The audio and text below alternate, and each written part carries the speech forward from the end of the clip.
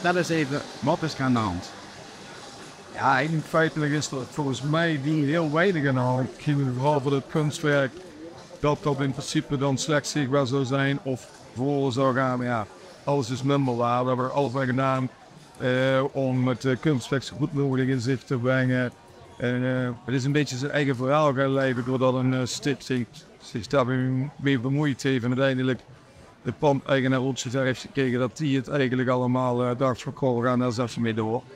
Maar uiteindelijk toen was om een mooi terras ervan te maken en ook zeker het mooie kunstwerk dadelijk goed aan te lichten dat het zichtbaar is.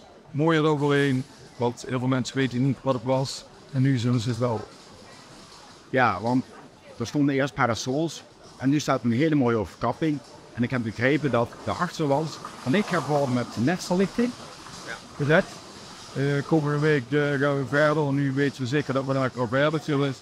En wordt alles mooi aangelicht zoals ik ook beloofd heb. En zoals ik elke keer aan heb gegeven bij deze stichting. Helaas zit de stichting dus er nog niks aan aangetrokken. En we gewoon als het doorgaan met negatief tegelijk. Heel jammer. Omdat ik denk dat we samen op tafel kunnen zitten, hadden we dat samen opgenomen of zo. Maar blijkbaar vonden deze mensen dat niet nodig. Mijn bedoeling is nooit slecht geweest. Dat hebben we altijd het idee gehad. Dat we dat op zouden kunnen lossen met een onderling overleg. Maar helaas was het niet doen.